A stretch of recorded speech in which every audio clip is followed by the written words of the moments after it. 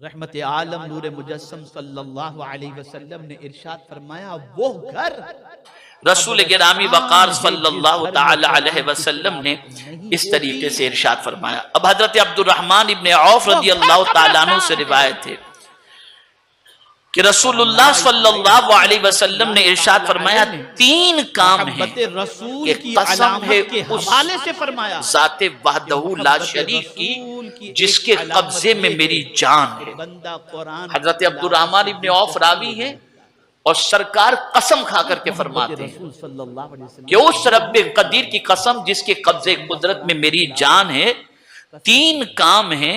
अरे इसकी तिलावत का हाल ये है कि मैं उनके सिलसिले में हल्फ उठा करके कहता हूं, यानी मैं कसम खा करके कहता हूं कि ये तीन काम जो है इसका अज्र क्या है, सुने आप। ये तीन काम कौन से हैं? सरकार ने फरमाया, सदका करने से माल कम नहीं होता। यानी इस बात पर हुजूर हलफ उठा रहे हैं, बुरा लगाने की कोई बात नहीं, कसम खाकर कह रहे हैं सदका करने से क्या नहीं होता, माल कम। आप समझते हैं कि माल गया, वजीफा दे दिया जाता, माल गया नहीं, माल आया, वजीफे की बरकत अपनी जगह पर माल आया। और यहाँ एक बात मैं अर्ज कर दूं, जब भी फैसला करना हो, बहुत नुक्ते की बात अर्ज कर रहा हूं, पढ़े कि न पढ़े पहले वो पढ़ कर, जब भी फैसला करना हो और फैसले के मौके पर एक तरफ ईमान हो और दूसरी तरफ अक्ल हो, तो ईमान पर फैसला करना, अक्ल पर फैसला मत करना है ना, करते हैं। अब समझाता हूं आपको। आपके पास 10,000 हैं वजीफे को आप कबूल कर रहे हो, नबी और कोई जरूरतमंद आ गया, घर पे भी आपके पास पैसे पड़े हैं, जरूरतमंद आ गया और उसे 8,000 की जरूरत है, आप 10,000 में से 8,000 निकाल कर देना चाहेंगे, मेरे तो आपकी अक्ल कहेगी यार 8,000 अगर कोई कम हो जाएंगे 10,000 में कुरान से। शरीफ की तिलावत ईमान में कहता इतना है नहीं, गुम हो गया, इतना गुम हो 8,000 देगा, 80,000 मिलेंगे। तो अब होना ये चाहिए कि अक्ल के फैसले को छोड़ दो, ईमान के फैसले पर अमल करो। तो जब कभी अक्ल और ईमान का फैसला करने का वक्त आ जाए कि अक्ल पर फैसला करें या ईमान पर, तो ईमान पर फैसला। तो अब हुजूर फरमाते, देखिए हुजूर सल्लल्लाहु अलैहि वसल्लम फरमाते हैं, सदका करने से माल बीमार हुए कम नहीं होता। अब दूसरी चीज, इसलिए कि तीन बातों पर हुजूर ने कसम खाई है। दूसरी चीज, जो बंदा कोई ज्यादती माफ कर दे तो उसके बदले में अल्लाह कयामत के रोज उसकी इज्जत बढ़ाएगा। यानी अगर किसी ने आप पर ज्यादती की, आपको गाली दी, आपको बुरा भला कहा, आपकी आबरू से खेलने की कोशिश की और आपने नजरअंदाज कर दिया, माफ कर दिया, छोड़ो मेरा भाई ये मुसलमान है ना, कहाँ यार, अल्लाह उसको माफ कर दे, अल्लाह उसको सही समझ अता फरमाए। मेरे आका सल्लल्लाहु अलैहि वसल्लम कसम खा करके कहते हैं, ऐसे बंदे की इज्जत अल्लाह कयामत में बढ़ा देगा, और जिसकी इज्जत अल्लाह कयामत में बढ़ाए उसकी इज्जत मेरा मौला दुनिया में भी बढ़ा देगा। मेरे मरने के बाद मेरी बच्चियां फाके में समझो। और तीसरी चीज, मेरे आका सल्लल्लाहु अलैहि वसल्लम ने इरशाद फरमाया, हजरत उस्मान इब्ने अफ़्फ़ान कि तुम माफ कर दिया इतने करो, यकीन के साथ अगर तुम्हारे साथ कोई ज्यादती करे ना, तुम माफ कर दिया करो, अल्लाह ताला तुम्हें इज्जत बख्शेगा। मेरे प्यारे आका सल्लल्लाहु अलैहि वसल्लम के प्यारे दीवानों, हाँ तीसरी बात, जो शख्स अपने लिए भीख मांगने का दरवाजा खोलता है, बच्ची हो या बच्चा, जो शख्स अपने लिए भीख मांगने का दरवाजा खोलता है, अल्लाह ताला उसके लिए गुर्बत का दरवाजा खोल देता है। बहुत सारे मांगने वाले आपको ऐसे ही मिलेंगे, अल्लाह माशाअल्लाह। बच्चियों को कभी फाका नहीं, जब देखो कुरान शरीफ की तिलावत करना, अल्लाह इस चीज से बचाए, ऐसी मुश्किल से बचाए। यहाँ एक हदीस अर्ज कर दूं, बहुत तफसीली मौजू है और मैं ज्यादा वक्त नहीं लेना चाहता। ऊपर से लेकर अब यहाँ एक और चीज डालती हूँ, मैंने कल ही रोजाना आप एनडीटीवी और चित्रदुर्ग के अंदर टीवी पे जाकर के न्यूज़ औलाद की तरबियत पर मैंने जो गुफ्तगू की थी, उसमें मैंने एक हदीस शरीफ बयान की थी। आखिरी अब वो हदीस शरीफ क्या है? हजरत साद इब्ने अबी वक़ास रज़ियल्लाहु ताला अन्हु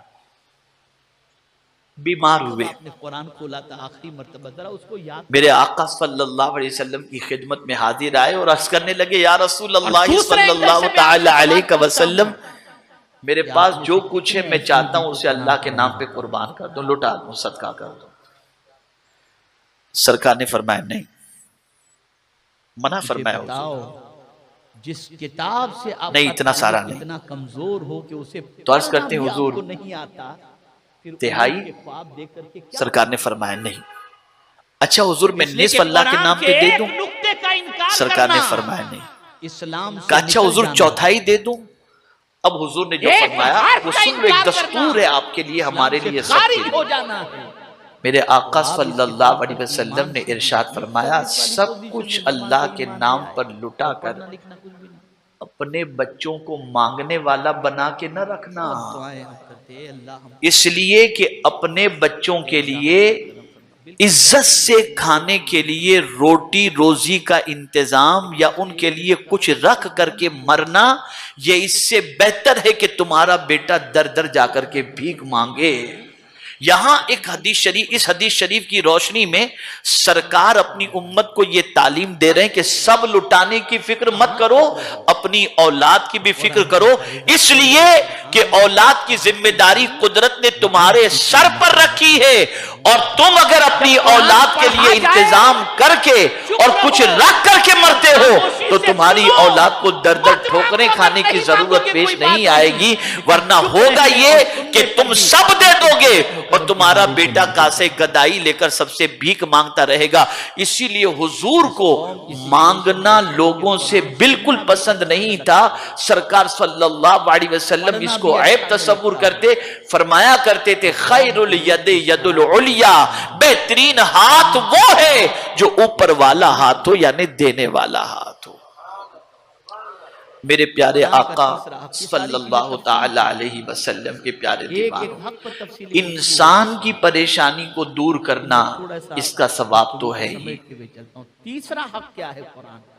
फिर उसके साथ जानवर की परेशानी दूर करना, इस पर भी सवाब है, और मुसलमान की परेशानी को दूर करना, इसका सवाब तो क्या कहना।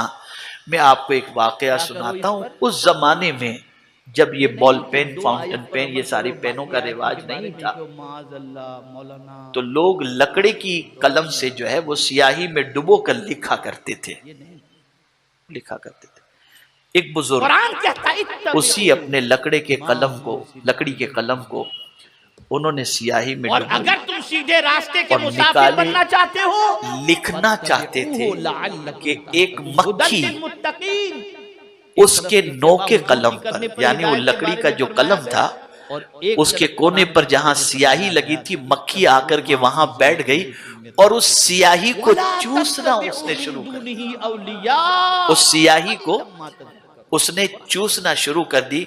वो बुजुर्ग कलम को ऐसे ही पकड़े रहे जब तक कि मक्खी ने स्याही न चूस ली। जिस पर अमल करना चाहिए वो क्या है? वो स्याही चूस कर मक्खी उड़ गई। हमने इसको अमल, उन्होंने कलम को डुबाया, लिखना शुरू कर दिया। कुछ दिनों के बाद इंतकाल हुआ, विसाल हुआ। किसी ने ख्वाब में देखा, अगर कहूं तो गलत न होगा, तो जन्नत में टहल रहे थे, पूछा, हजरत किस अमल ने आपको नजात का सामान अता फरमाया? तो जवाब में फरमाते हैं, प्यासी मक्खी के ऊपर मैंने रहम किया, मेरे मालिक ने मुझ पर रहम फरमाया। जब एक मक्खी पर मेहरबानी करने का ये अज्र है, तो मुसलमान पर मेहरबानी करोगे तो कितना अज्र होगा। तो आज के बाद, आज की इस नशिश के अंदर आप ये सबक लेकर के उठें। बहुत तफसीली मौजू है और मैं वक्त ज्यादा लेना नहीं चाहता। सिस्टम के एतबार से, दस्तूर के एतबार से मैं समेटते व्यर्थ करता हूँ। 3 बातों को जहन में रखो। पहली चीज, किसी मुसलमान के ऐब की तलाश में न लगे रहो। अल्लाह न करे मालूम हो जाए, पर्दा डालो, और मुसलमान की मदद करने के अंदर कोई कोताही मत करो। और ये बात याद रखना कि इन तीनों चीजों पर अल्लाह के रसूल सल्लल्लाहु अलैहि वसल्लम ने बशारत अता फरमाई है। खबरदार, न अपनी जबान से किसी मुसलमान को तकलीफ पहुंचाओ, न अपने हाथ से किसी मुसलमान को तकलीफ पहुंचाओ।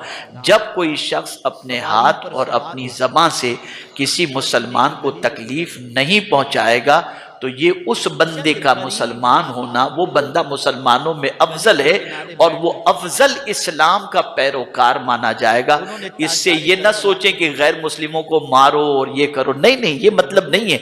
मतलब ये है कि जिस तरीके से भाई भाई का हक होता है उसमें गैर शामिल नहीं होता, ऐसे ही अल्लाह के रसूल सल्लल्लाहु अलैहि वसल्लम पर नाजिल होने वाली किताब ने मोमिन के साथ मोमिन के हक बयान फरमाए और फरमाया इन्नमल मुमिनूना इख्वा, मोमिन आपस में भाई भाई हैं। तो इस इस्लाम के रिश्ते की बुनियाद पर जो हक बन जाता है उस हक का लिहाज रखना है। वरना मैंने बता दिया कि जानवर पर भी जुल्म नहीं करना चाहिए। हमारे मजहब ने यह तालीम हमें अता फरमाई है। तो हमें चाहिए कि हम अपने हाथों से और अपनी जबान से मुसलमान की आबरू से खेलने से बचने की कोशिश करें। उनके बुलाने पर कुरान की एक आयत याद आ गई कि अल्लाह ताला तकब्बुर करने वाले से मोहब्बत नहीं फरमाता। तो मैंने